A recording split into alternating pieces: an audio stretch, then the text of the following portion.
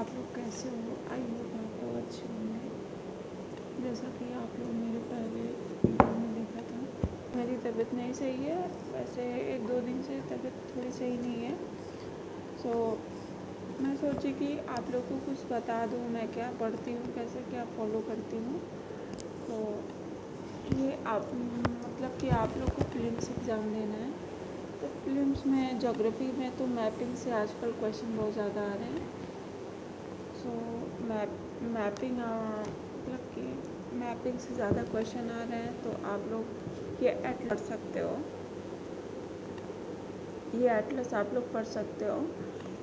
ये ऑक्सफोर्ड का student Atlas है। इसमें सारी रिवर्स, सारे मैप, सारे स्टेट, मतलब सब कुछ स्ट्रक्चर वाइज दिया है। मतलब इसको आप लोग फॉलो कर सकते हो, ये बहुत अच्छा है।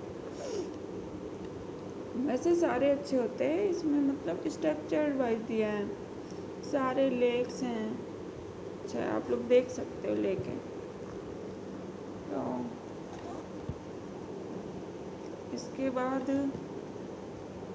सबसे पहला काम होता है यूपीएससी एस्पिरेंट के पास ये रहना ज़रूरी होता है, यूपीएससी सिलेबस। क्योंकि सिलेबस से आप लोग टॉपिक को देख सकते हो कि क्या क्या पूछे जाते हैं, कौन कौन से टॉपिक हैं इकॉनमी में, हिस्ट्री में, ज्योग्राफी में, साइंस एंड टेक में और बाकी सब में। सिलेबस रहना ज़रूरी है एक यूपीएससी एस्पिरेंट के पास।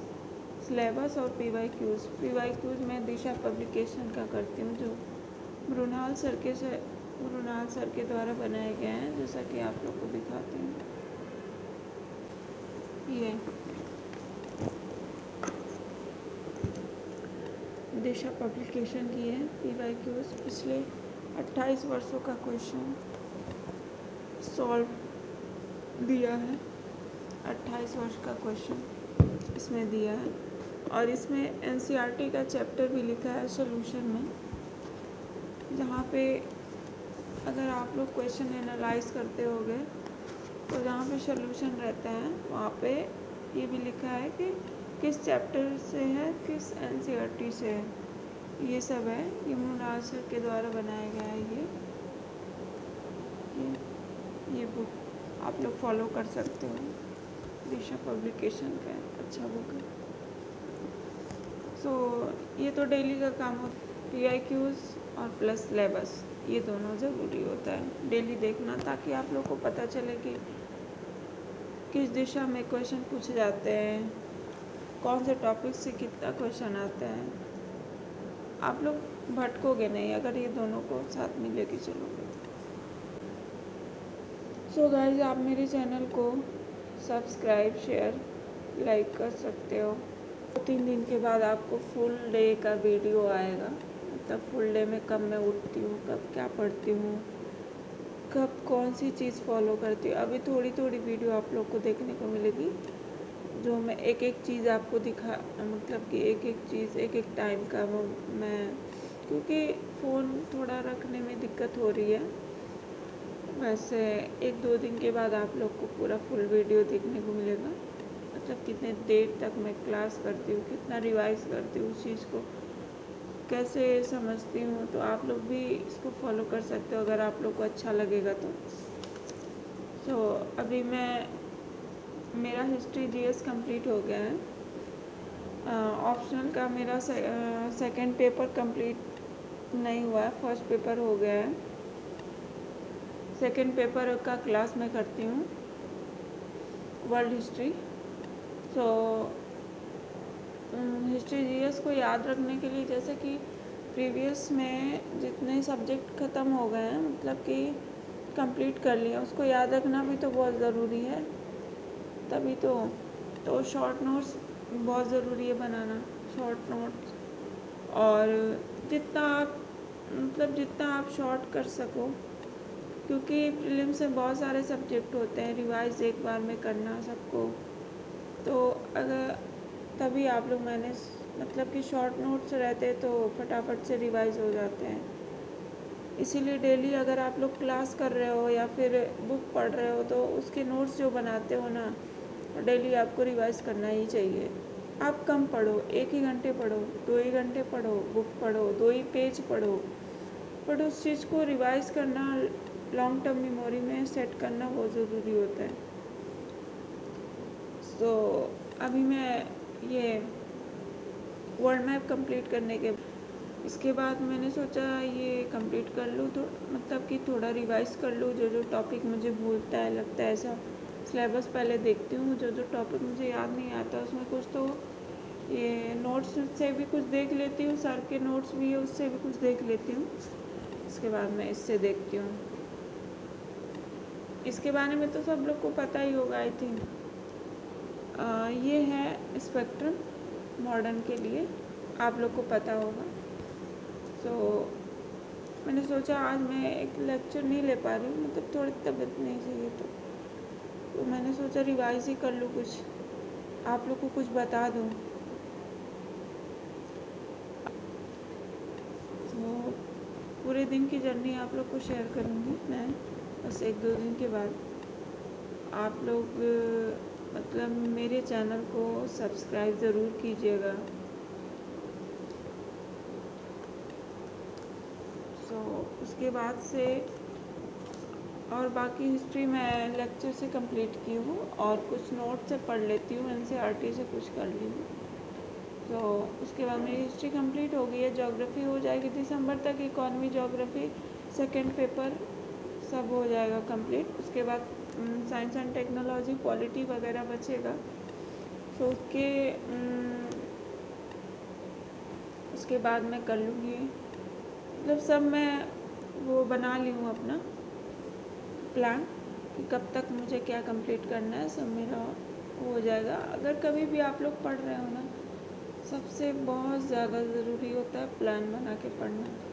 आप पूरा दिन का बनाओ या फिर वीक का बनाओ या फिर मंथ का बनाओ, कभी भी पढ़ो, ऐसे कुछ भी लेके ना बैठ जाओ कि हाँ मुझे आज ये पढ़ लेना है, चलो कल कुछ वो पढ़ लेंगे, परसों कुछ और पढ़ लेंगे, ना सो ऐसे नहीं पढ़ना चाहिए।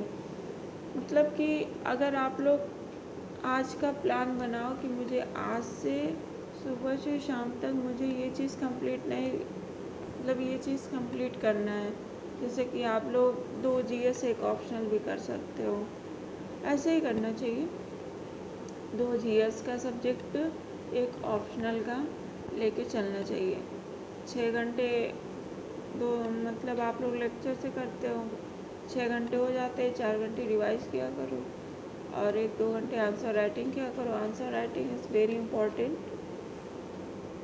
अगर आंसर राइटिंग आपको फर्स्ट डे से नहीं करना है, नो, अगर आप लोगों ने स्टार्ट किया अभी, कोई भी स्टार्ट जिसने किया अभी जल्दी में, तो कम से कम आप लोग 6 मंथ तक आप लोग सब्जेक्ट को समझो, पढ़ो, उसके बाद उसके बारे में जानो, फिर उसको मतलब कुछ आइडिया आप लोग को हो जाएगा। कुछ टॉपिक मतलब बुक पढ़ लोगे, कुछ लेक्चर से ले लोगे, यूट्यूब पे भी बहुत सारे लेक्चर उसको ले लोगे, तो थोड़ी सब्जेक्ट के बारे में समझ हो जाएगी।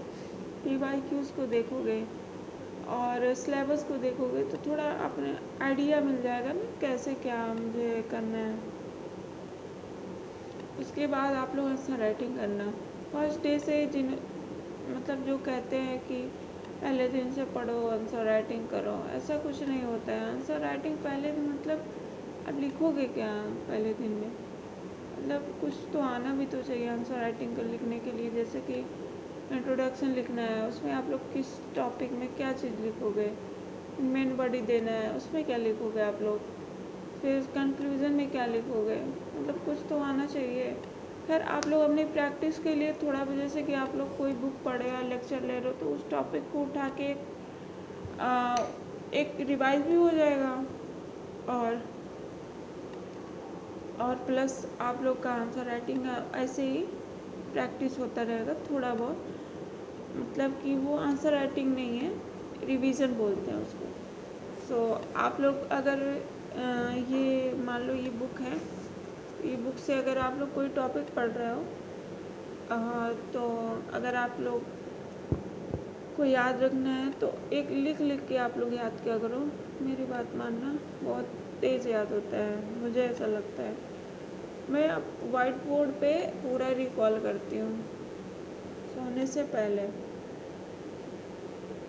पहले। अब ये मैं नहीं कह रही हूँ कि आप लोग वाइट बोर्ड से रिकॉल करो, बट आप लोग मतलब कि एक ब्लैंक पेज लेके उस पर आप लोग लिखा करो, उसका बहुत ज़्यादा बेनिफिट मिलेगा। आप लोग दिन में जो भी पढ़ रहे हो उसका एक ब्लैंक पेज लेके उस पर सारा सब कुछ लिखा करो।